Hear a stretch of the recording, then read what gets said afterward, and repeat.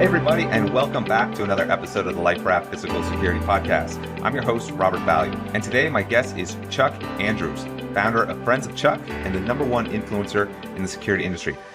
Now, Chuck, before we hit record, you and I had a really interesting conversation about your philosophy about building a brand as a security professional. And I was kind of excited to talk to you about this because you're obviously the #1 person, I think, in this space that has accomplished that. So can you tell me and our listeners a little bit more about your philosophy about brand building and networking?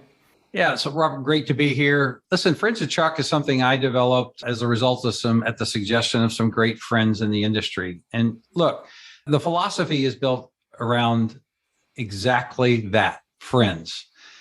In this business, really all you have is your friends and your family. And if you keep that in mind in everything that you do and go the distance in helping other people, it'll come back to you. And that's the philosophy that I've taken through Friends of Chuck, is building those relationships around the world based on friendship, not monetization, right? Not closing deals, not on what you can do for me, but based on friendship. Because in the end, all you have is your friends and your family. So I built this little institution based solely on that. And not only has it paid dividends to me in lots of different ways, more importantly, its success is based on really what's important, which is friendships in this industry. What inspired that philosophy? I have to give credit to my quote unquote friends who really came up with this idea. And the story kind of goes like this. When I go somewhere or I do something in life, it's really important for me to know that person and what they do. So much in life, people just go up, hey, what do you do? Oh, I'm an engineer. Oh, that's cool. No, Chuck Andrews is like, I'm going to ask, what do you do? Like, you go and you drive to work and you go in an office, and what is your do work? What do you actually do? And that's really what I want to know. It's true and it's real. I want to know you, your family, your dog, your favorite drink. Are you married or not? Where are you from? And what do you exactly do day to day? And that's very genuine for me. And I've always taken the time to do that with people. And that's part of the kind of the secret sauce here. But for me, it's very natural and it's very genuine, but most people don't do that. I'm sure you can appreciate what I'm saying, because it's like, hey, what do you do? And it's a very cursory. I'm genuinely interested in what you actually do and who you actually are. And that turns out to turn into some level of friendship. And listen, let's be honest, in the world, I don't care what business you're in, it's all relational. It's about relationships. And that's probably going to go into a topic you and I talked about before, a little acronym and methodology I developed called SIR. It was interesting there what I clued into in your answer there of not everyone does this. I think most people are just kind of caught up in their job in the day-to-day, what's on the to-do list, what needs to be done now. Why don't you think this philosophy is more popular? Why isn't everyone doing it? I have an answer for that. It involves the word maintenance. In society, in our culture, in our workplace, our processes, our systems, our bureaucracy, the world fails at maintenance. And let me expand on that. It's really cool when you invent something or make something or develop something. That turns out not to be the important part. The important part is the maintaining of, the maintenance of, the keeping up with everything that you've built, do, say, promise in life. And as people, just by virtue of their design, just don't do well with maintenance. So I focused a big part of my life on successfully maintaining maintenance. And here's a couple of examples. In our world of networking, you have to keep up with everybody. We don't do that well. So I spend thousands of hours keeping up with the thousands and thousands of people in Friends of Chuck. Job change, that means you got to update your information. Phone number changes so you can keep up with people. What are they doing? Where are they geographically? It takes a lot of work and a lot of energy to keep up with that. And I've been able to kind of master that over many decades. I think I showed you a picture of one of my walls, which is 20 feet high and 50,000 business cards that are a constant reminder of what's important. And it's the individual. And one day I'm going to take these cards, and maybe we'll do it on your podcast, I don't know, And we're going to go back, and here's a card right here I'm looking at on the wall from 1979. Name, title, company, phone number. I'm just going to pick cards and we're going to go find those people. Where are they today?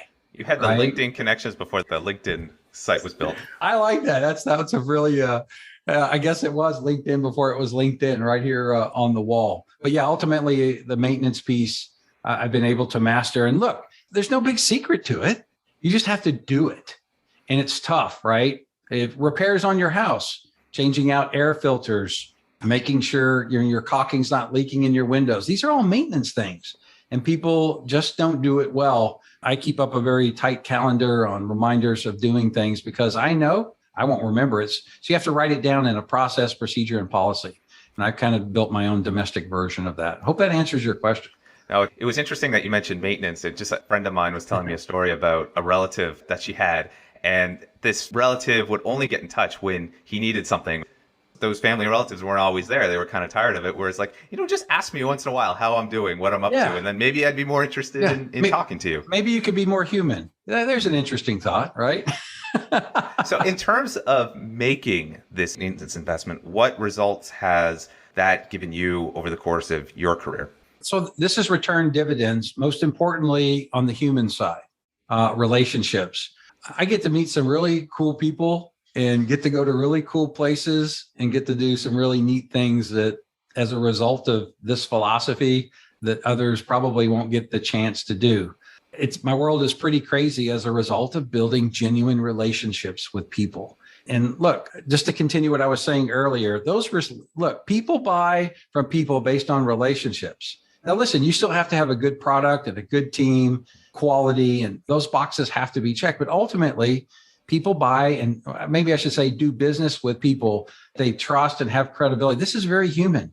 This has not changed since the early days of life on this planet. It's all very relational. Maybe it's tribal back then, very tribal.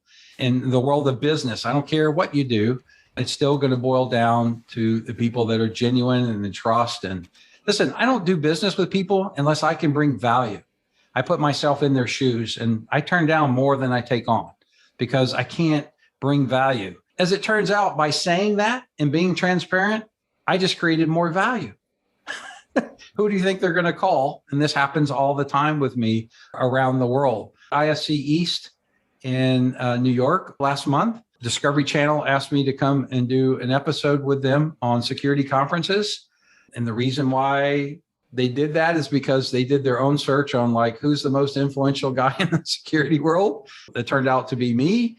And then that evolved into what's now going to be in April, May. I've been invited to Switzerland to hang out with all the top people in security, top 50 people in the world for an event. It's like crazy because that's all very, very relational.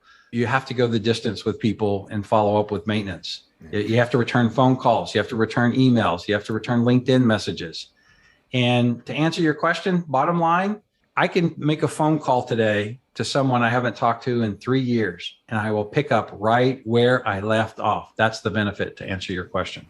I think some of it is, it's not like you do something and then there's that automatic reward. Sometimes it's just you're posting things on LinkedIn or you're giving a speech somewhere. It's not like, oh, you get $1 for that this second. What I found in my experience is, I'll be just putting out value out there over, my expertise up on LinkedIn or giving a speech somewhere. People will see that it's like, oh, that helped me out in some way. And you'll be shocked at what kind of comes back over time. It's not on any given situation. It's not tangible in that moment all the time, which I think is sometimes why people want to put that off.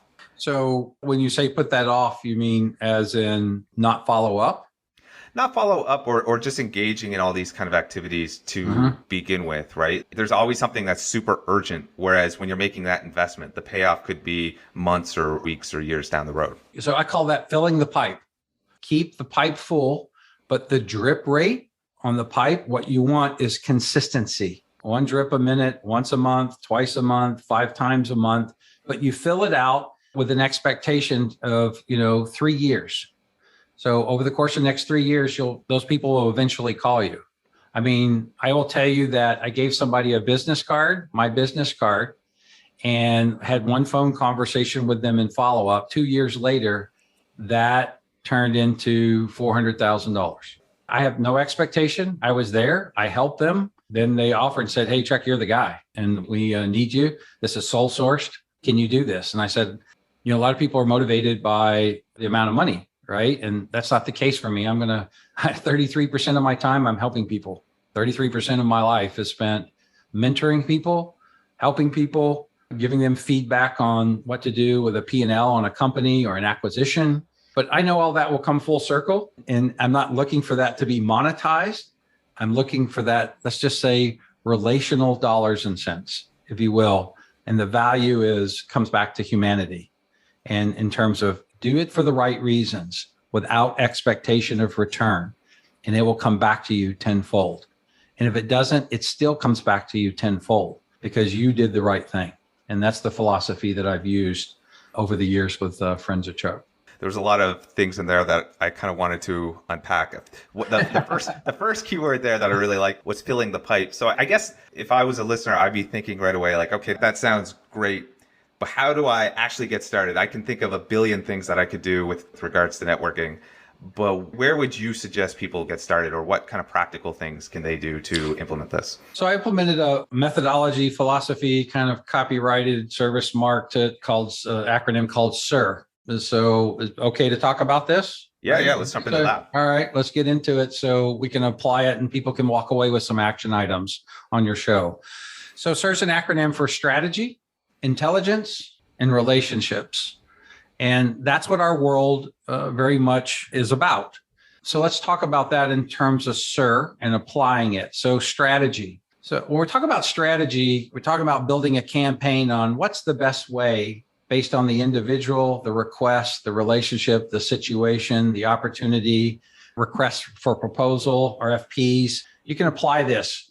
And with everybody that you work with, you have to figure out a good strategy. And that is driven by intelligence. That's the I part of it.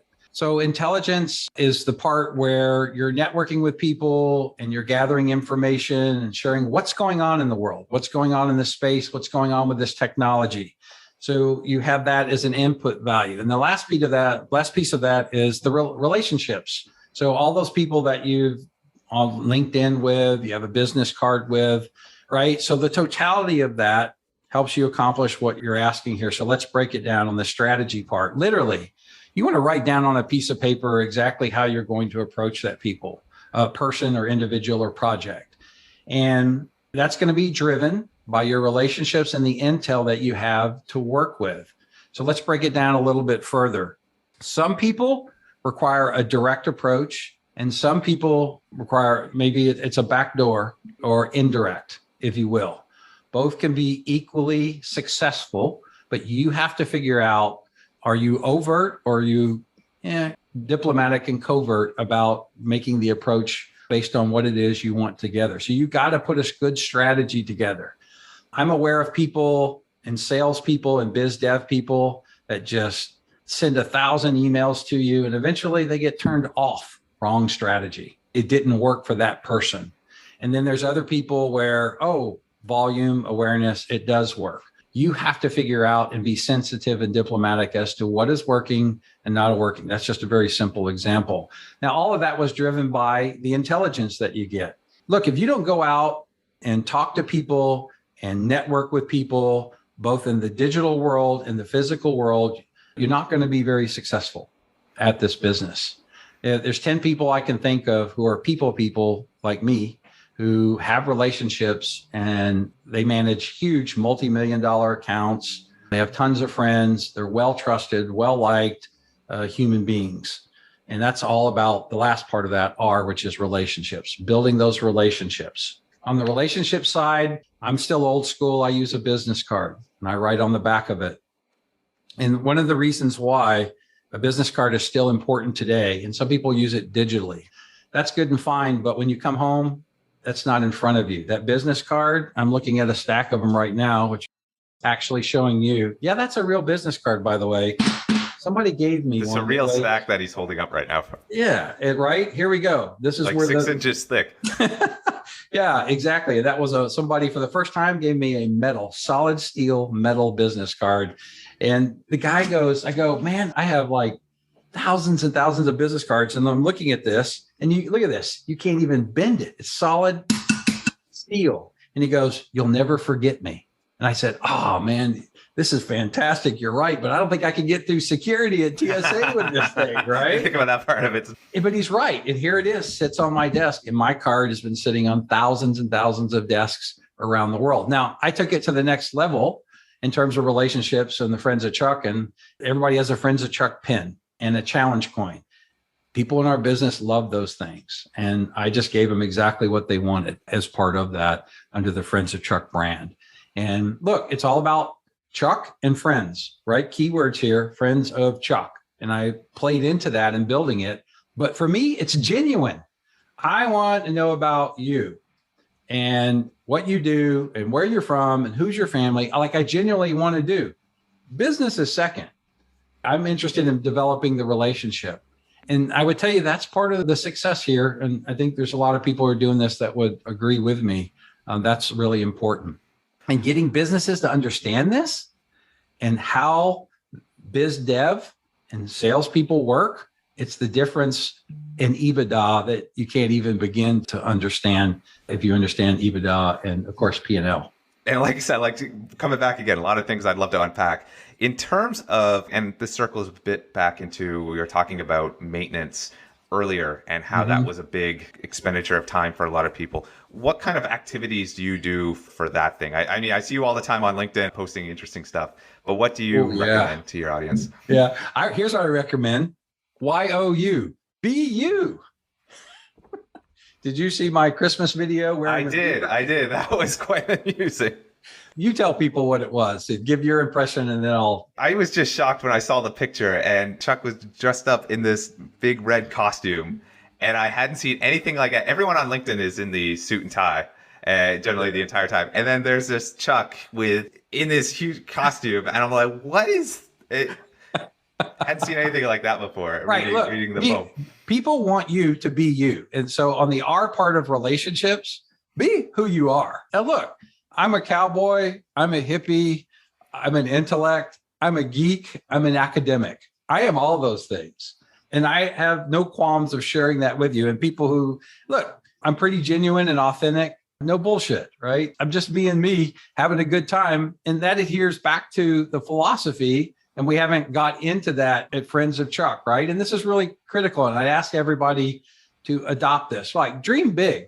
This is what we do at Friends of Chuck. Get stuff done and know how to have fun. Those three things. The beaver costume at Christmas, 'twas a night before Christmas and all through the house, all my security cameras were working, even my mouse. This is all about knowing how to have fun. And I have several colleagues that are, jumping into that. And the other piece of that is get stuff done. People don't want to be a part of something where they can't feel like, and they aren't actually, where the rubber meets the road, getting shit done.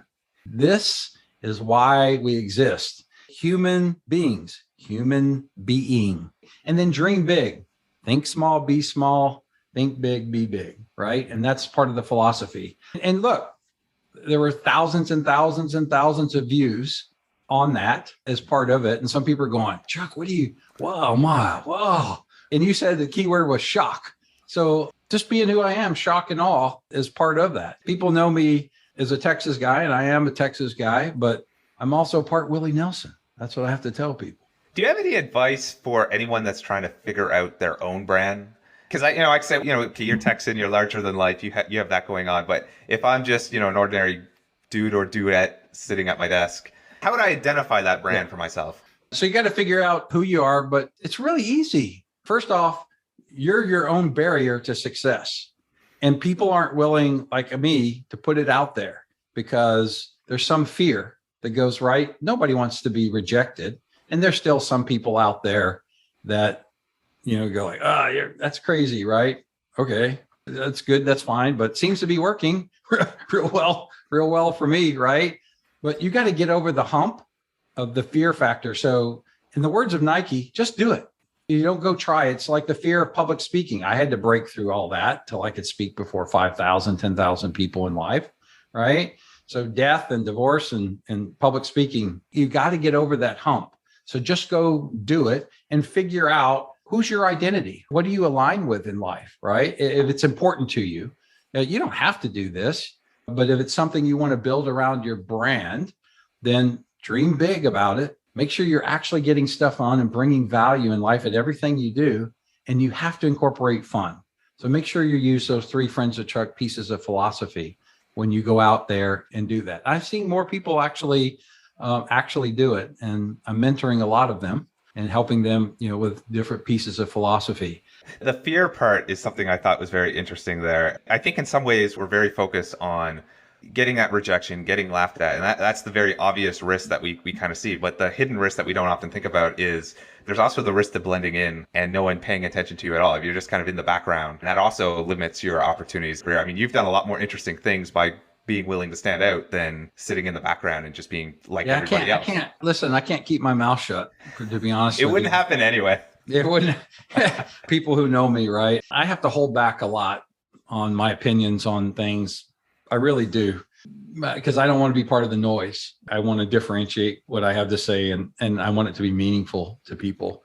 In terms of the philosophy that you advocate for and that's been successful here, career, what are the common mistakes that you see people making when they're trying to start this?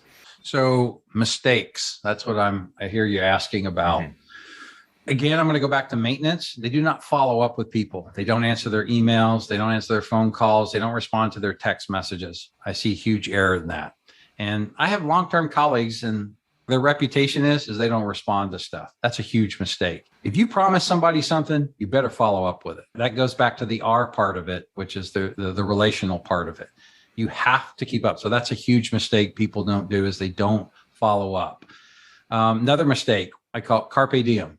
If you're at an event, a webinar, a Zoom event, a conference, you have to carpe diem the moment to go shake hands with that speaker, the people that are attending, the leadership of that organization. The mistake is you did not take the initiative at that moment, carpe diem, to go do that. You lost that one opportunity. Third thing, you only get one opportunity. Sorry to interrupt, but just for listeners who might be rusty on their Latin, what's carpe diem? Seize the moment. Seize the moment. Okay, thanks. Seize them. I figure with Google, they'll figure it out. So, and the last part of it is people make the mistake of you only get one opportunity to make a presentation to somebody initially on the onset. You better act good, feel good, look good. And that energy needs to translate to that person. Go shake their hand, have a business card. My mentors, people like, these are institutions of the security industry. Ray O'Hara, well-known people in the industry for decades and scores. Scores means 20 years. Just read the Constitution. That's the translation. Sorry. So Ray, many decades ago told me, make sure you wear your credentials on your right side. So as you're shaking someone's hand, literally, they're looking across, right, seeing who you are. Make sure it's visible. Make sure the point size, they can read your name and where you're from and the name of your company. Simple things like that. Don't make that mistake, right? You only get one chance and one opportunity. So there's some examples. Well, Chuck, we're coming up on all the time that I promised to steal from you today. What's the big takeaway that you want listeners to remember from our conversation? The big takeaway is be you. Go out and make a difference in the world. Develop the friendships genuinely. Get to know people genuinely and build on the friendships. The rest of it will come, right? So dream big, get stuff done, and know how to have fun. That's the Friends of Chuck philosophy. And I would definitely encourage people to follow and adopt that philosophy in everything that they're doing, and work, home, and play. I really appreciate the positivity message. And it was really fun to get to chat with you about it. Why don't you tell our listeners what you're working on now at Friends of Chuck and how they can get in touch? Oh, you go to friendsofchuck.com. That's pretty easy. You can go download my app. So you can take Chuck with you digitally, Apple or Google Play. And that way you can reach out to me and see what's going on in the Friends of Chuck world.